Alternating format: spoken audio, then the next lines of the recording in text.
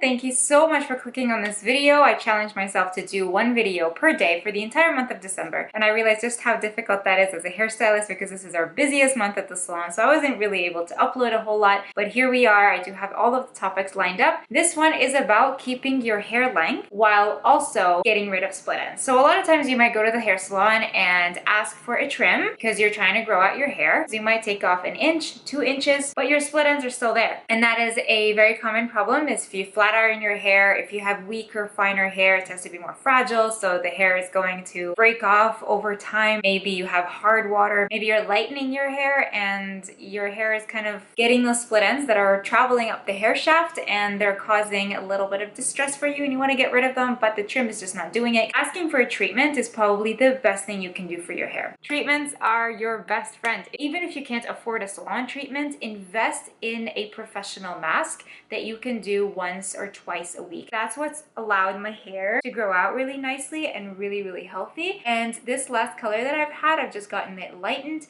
We put Brazilian Bond Builder. My hair feels really thick and healthy. So the service that you can ask for after a treatment in the salon is called dusting. Dusting is basically when we take off the split ends off the hair without cutting off the length. All right, so I'm going to show you on the mannequin how this is done. So we would do this generally dry because then we can see the split ends. And what I like to do is I do this after a treatment because a lot of times the treatment takes away the split ends and it actually seals the split ends and you no longer have any issues, and then I don't have to cut off as much hair. So this is great if you are trying to grow out your hair. So what we would do is I would kind of usually go all through the hair, but most of the times our split ends are on the top and around the front hairline. This part of the hair is usually the finer part of our scalp, and this is where hair grows a little bit sparse. A lot of people have receding hairlines. It's just finer, I find, in the front, and it's a lot more fragile. So I would generally start in the back and then I would move up to the front. So what we would do is we would just graze the hair like this and we would just cut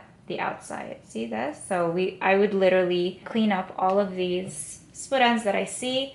A lot of people do this as well, where we kind of push the hair like this in between 2 fingers, and that way all of the hair sticks out. Sometimes I don't like to do this because I could end up taking off more hair than I need. So I kind of alternate. I go in between doing this and then a little bit. Sometimes I'll just do this. So I see a split end there, split end here, and then we would just go all the way down the hair shaft. As soon as you do that, your hair looks so much more polished and smooth and shiny, and all the split ends are gone, which means that we're protecting the hair. The split ends is not going to travel up the shaft anymore because we just got rid of it. Say she has split ends here because she's been flat ironing her hair. We would just graze it slowly,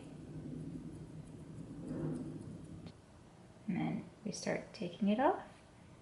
And that usually doesn't take more than 10 minutes, to be honest. Like, it feels like it's a lot, but it's not. As soon as you have those taken off, it's amazing. It's amazing what it can do to the hair and your self-esteem. So I hope you guys enjoyed this video. I hope I helped. If you guys have any questions, anything to add, leave it in the comments below. You can DM me on Instagram at Lena's Makeup, or you can email me, lena@lenasmakeup.com. I'll see you in another video. Mwah. Bye.